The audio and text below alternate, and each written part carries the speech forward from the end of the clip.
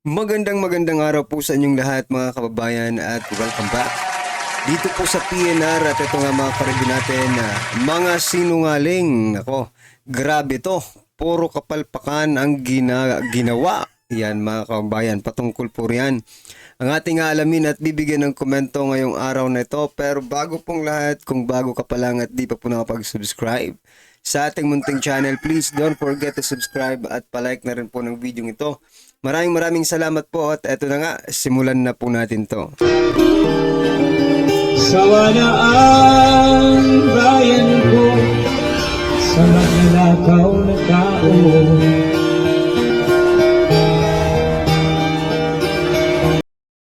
So mga kababayan, bago po natin muling i-play ang video ito, nako, eto, i-share muna natin yung mga nagte-trending na mga balita dito po sa mundo ng social media. At ito nga mga kababayan, unahin na po natin itong si DILG Secretary DILG Secretary John Vic Remulla.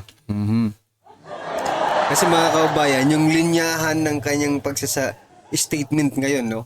Yung talagang parang yung sinungaling na nasusukol na, iba yun, nung mga bata pa tayo pag ikaw ay nagsisinungaling. Etong statement niya talaga ang pwede mong gayahin, no? Ito mga kababayan, basahin ko po sa inyo, no? Sabi po ni John Vic Remulla, swear to God, yan talaga ang yan po yung palatandaan ko, na ang isang tao ay nagsisinungaling kapag magsabi siya, swear to God, di ba? Oh. Nagsisinungaling yan mga kababayan kasi ginagamit pa ang Diyos para lang pagtakpan ang kanyang kasinungalingan, di ba? Sabi po ni John Vic Remulla mga kababayan, swear to God, I've never lied in my life. Aba talaga lang Hindi daw siya nagsinungaling sa buong buhay niya, mga kababayan. Grabe ang taong ito. Kung ikaw na nanonood ngayon, malamang nagsinungaling ka rin. But you have the purpose why you lied, di ba? Para hindi na humaba yung storya. You have to lie. I'm not saying na magsinungaling na lang tayong lahat. Pero sometimes, mga kababayan, kailangan po natin magsinungaling just to stop the issue, di ba? Or something na hindi mo napahabain. Lalo sa mag-asawa, mga kababayan. Di ba? Sometimes you really have to lie, no? To prevent something bigger issue or bigger problems, mga kababayan. Okay? Sabi po dito ni John Vic Remulla, swear to God, I've never lied in my life. Itataya ko ang buhay ko. Lahat ng sinasabi nila ay paninira lang. They misunderstood what I said. These are just rumors. Believe me. Rumors ba yun? Na mayroon namang video sa interview. Rumors pa rin yun sa inyo? Aba, ibang klase ang gobyernong ito. Kahit may ebidensya na, rumors pa rin mga kababayan, no? Well, anyway, ano po ang inyong masasabi dito, no? Yung first impression ko nga sa statement niya mga kababayan, this is the statement of a kid, no? Who is lying, who is justifying the lies he made, di ba? Yan po yun Ano sa palagay niyo mga kababayan? Is OG Boy ay DILG Secretary Remulla is lying or not? No, i-comment nyo na lang po mga kababayan. At eto pa, punta naman po tayo sa PNP mga kababayan. Kung si OG Boy John Vic Remulla is nakikita nating nagsisinungaling, no? Yun po kasi nakikita natin based on the video. Okay? Ito naman po ang PNP. Sinungaling din Ito po ang statement ni Police Brigadier General Jane Fajardo, spokesperson ng PNP. Sabi niya, ang binigay sa ating datos ay nasa around 60,000 nationwide. Mga around 240 to be exact. Yung iba't ibang rallies na na-monitor natin, but as to the estimated number of nag-participate ay mahigit 60,000. So, yung pinag-uusapan po dito mga kabayan ay yung mga attendees, no, ng rally ng birthday ni former President Duterte. Are you sure? Nationwide, 60,000 lang. Mukhang pang Davao lang yan. Well, anyway mga kabayan, no, why are they lying? No? Bakit nagsisinungaling sila about sa datos? I'm not saying na pero obviously, 'di ba, 60,000 lang ba talaga? Sa dami ng nagrally, iba't ibang lugar, 60,000 lang nationwide. Ewan ko lang kayo mga kaubayan kung naniniwala kayo dito kay Police Brigadier General Jane Fajardo. Pero what I'm trying to point out here mga kaubayan, nako, sinasabi po ng ating mga ka-review millions, no? Ang nag-celebrate nung panahong yon, no mga kaubayan. Well, anyway, kung yan po ang datos ng ating PNP, no? Wala tayong magagawa, yan po ang naitala nila, no? Kaya nga minsan mga kaubayan, magtataka ka, no? Sa dami ng nagaganap na krimen ngayon, sinasabi ng PNP, eto lang, no? That's why hindi na tayo dapat magtaka. Eto nga, kitang-kita na nila na napakarami ng tao, 60,000 lang ang naitala nila. How about the crimes? Na it is related to their works. Di ba? Related yan sa works nila . O, ibig sabihin, what I'm trying to point out mga kabayan, baka lang I'm not saying na totoo. Baka lang na ma-manipulate din yung data, no? Na pumapasok sa PNP in terms of crimes. Ano sa palagay nyo? Namamanipulate ba ang mga data ng kriminalidad dito sa Pilipinas? Dito pa nga lang sa simpleng pag-estimate ng tao. May manipulation na. Di ba? May manipulation na po yan .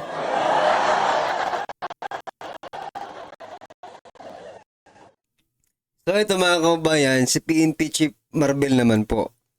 No? Ito. Si Marbel naman mga kabayan, problemado.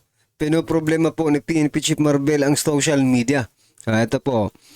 PNP Chief blames social media for impression that crimes are worsening. Yan.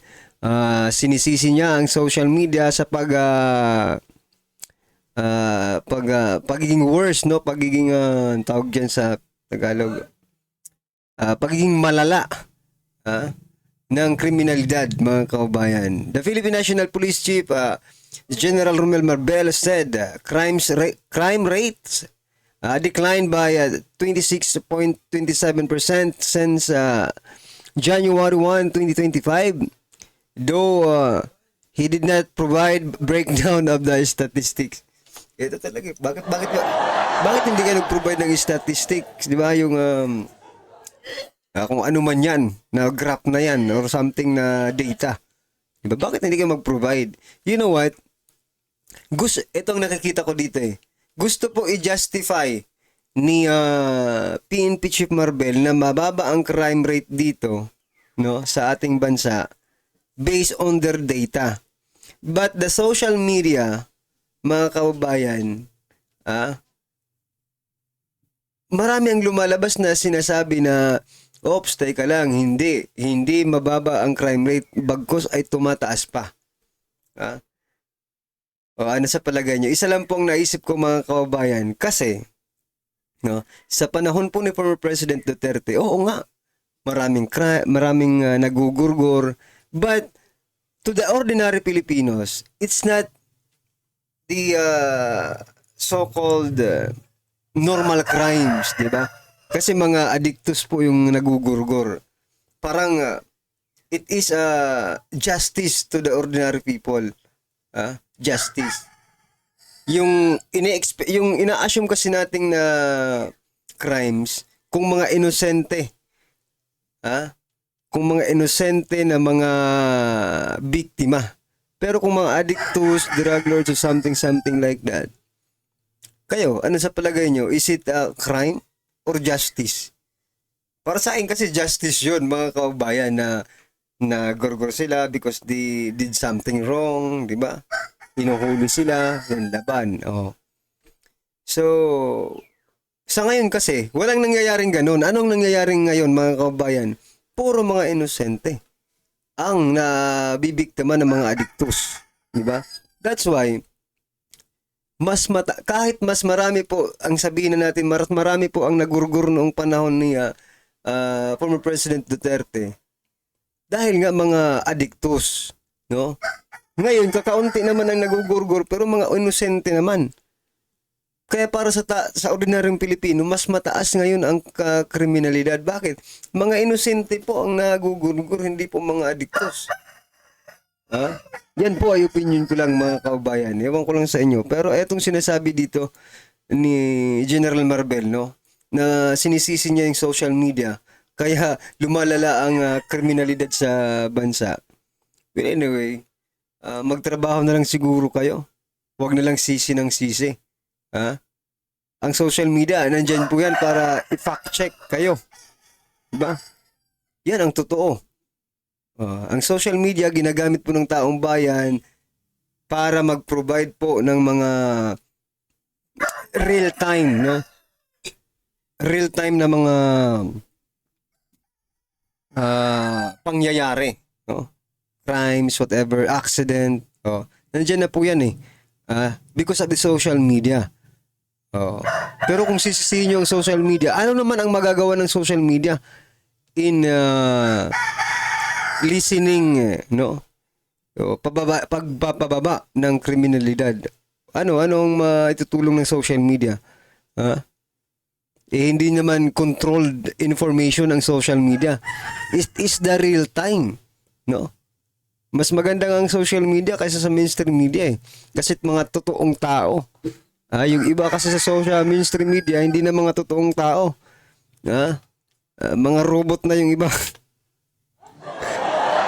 You know, you becomes a robot when money talks, di ba? But anyway, it's a different issue, mga kabayan. So, ano po ang inyong reaksyon dito sa sinasabi ni PNP Chief Marbel na dahil po sa social media ay tumataas ang or nagiging worse ang krimen dito sa Pilipinas. Nako po.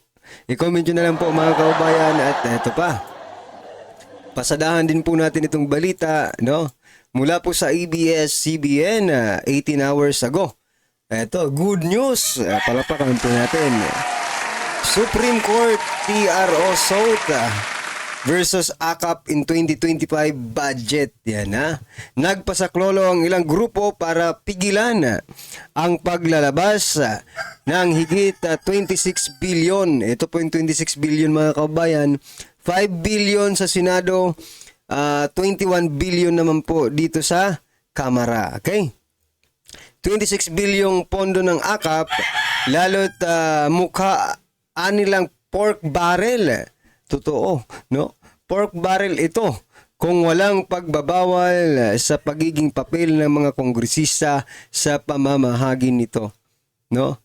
But in the 2025 national budget, mga kabayan, it's not only the Congress or the Kamara, the House of Representatives ang mayroon, no? AKAP. Also, the Senate, yung mga senador, meron din. 5 billion po ang nandoon po sa national budget na yon. Kaya maganda ito. Napigilan po nila itong AKAP na itong AKAP in 2025, mga kababayan. Sapagkat malaki po ang masisave ng ating gobyerno. Ibiruin mo, 26 billion yan. Ipamimigay lang ng walang, ay nako, gagawing tamad lang ang mga tao. 26 billion. Bukod pa dyan, it could be source of corruption. At pork barrel nga ang tawag dito sa balitang ito eh. No? Pork barrel. Sa palagay nyo ba, mga kababayan, no? Mayroon ba talagang pork barrel sa AKAP? Because I believe, no? I believe, and it is my pure opinion, mga kababayan, that there is a corruption, no? dyan sa mga ayuda project na yan. Yun nga tama. Yun nga sa mga infrastructure project, no, na marami pang dinadaanan, no, yung pera, nakukurap. Eto pa kaya, direct to the point. Ha? Akap, direct to the point or direct to the pocket of the House of Representatives. Hindi magkaroon ng korupsyon. Walang infrastructure. No? Usapan lang. Oh.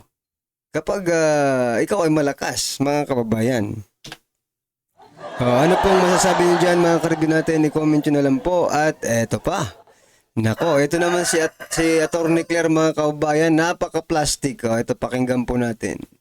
Lamang po nating batiin ang happy birthday ang dating Pangulong Duterte.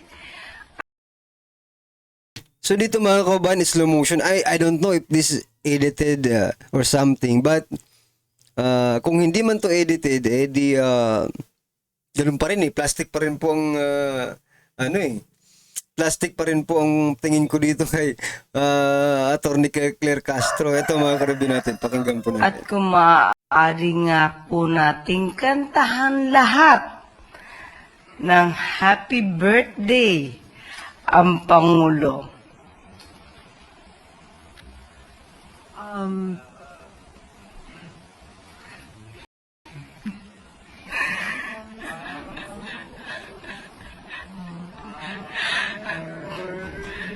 Day to you. Maiksi lang. So yan, napaka-plastic po, mga kababayan. Happy birthday. Matapos nyong traidorin yung tao. Matapos nyong ipagkanulo yung tao, mag-happy birthday kayo. Alam mo, you know what? Bakit hindi binati ni President Bongbong Marcos Jr. si former President Duterte sa birthday niya ngayon, 88th birthday, di ba? Si Castro na lang. Well, anyway, isa lang po masasabi ko dito sa kanila, plastic. Ano pong inyong opinion dyan? I-comment nyo na lang po. At eto, last po natin pag-uusapan bago natin i-play yung video, mga kababayan. Ito pong si Vice President Sara Duterte. Kasi po, ayaw pa rin pong tumigil, no? Ni, sino ba ito? Ni La Union Representative Paulo Ortega. Deputy Majority Leader ng House of Representatives, no, mga kababayan. Sabi niya po, Team Grocery, kasama umano sa mga tumanggap ng confidential funds ng OBP. You know what? No, mga kababayan. So, ang issue kasi talaga dito ni ayaw niyang tanggapin yung mga alias, no, mga alias na ginagamit ng Office of the Vice President sa mga undercover nilang mga agent, no. Ayaw matanggap ni Ortega. So, eto ngayon, because you are having doubts of this so-called sinasabi mong Team Grocery, bakit hindi ikaw ang mag-imbestiga? Diba? Imbestigahan mo kung sino ang mga taong yan. No? Ikaw ang mag-provide ng justification dyan sa sinasabi mo. Kasi pwede mong damihan yan Damihan mo pa. Kaunti pa yung mga grocery na yan. Naku, pati kamatis, mga vegetables, isama mo na. No? May kamote nga, inaisama ng kamote, mga kababayan. Isama mo na, Ortega. Lahat-lahat na.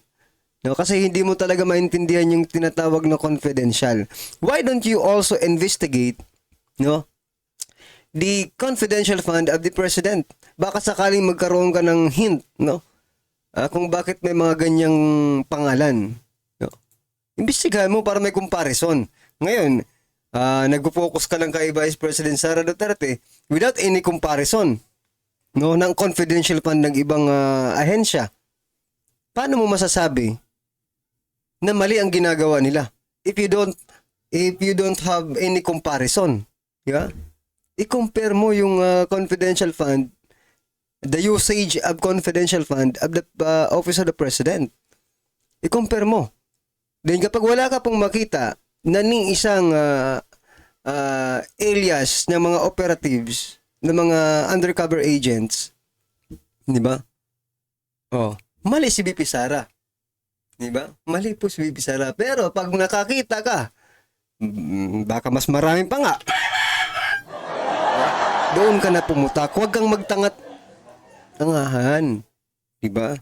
Hirap naman sa'yo. Palagi kang nakapo. Siguro ko ito, nakaprogram na si Ortega para dito sa mission niya. Sa confidential fund, no? Yung mga agent. Yan siguro yung niya, mission niya bilang isang, yan yung trabaho niya bilang isang kongresista. Yan ba talagang trabaho ng kongresista? Ang tanong, yan ba talaga? Well, anyway, ano pong inyong opinion dyan? I-comment nyo na lang mga kababayan. At eto na, pasadahan muna natin ng konti itong video ito at bigyan natin ng reaksyon. Eto na po. Talakayin po natin ang nangyari po dito po sa usapin ng hearing ng Senado. Ay may napansin lang po ako mga lodi. Kasi po, doon po sa part na nagtuturuan na po sila, nakita ko po kung sino po talaga ang mas madidiin dito. May mga lulusot po dito pero merong mas madidiin. Ano pong ibig ko sabihin dyan? Nakita ko po kasi mga lodi na yung iba dyan nagde-deny na sinabi nila to, ginawa nila ito, utos po ito ni ganto. Nagtuturuan na po sila. Tapos, ito po. Ang problema kasi dito mga kababayan sa kanila, no? There is no such coordination. Pag nasusukol na sila, isa-isa na silang naghuhugas kamay, naglilinis ng kanilang mga kamay, mga kababayan, no? They are not pointing to someone, but based on the investigation, no, ng Senado, talagang kahit hindi mo ituro, papunta talaga doon eh. Yeah? Kahit hindi ka magturo,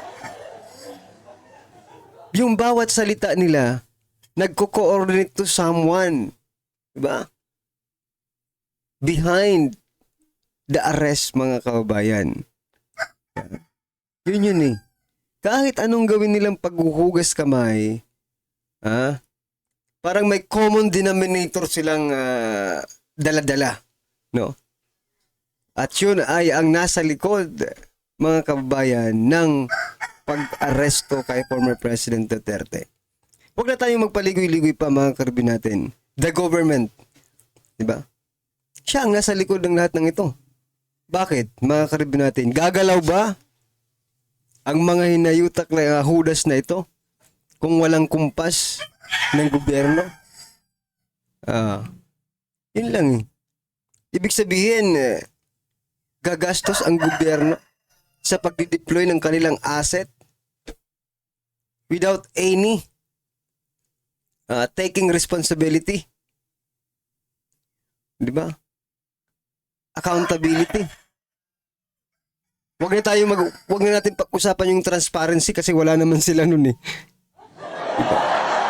Accountability and responsibility ninyo. Di ba?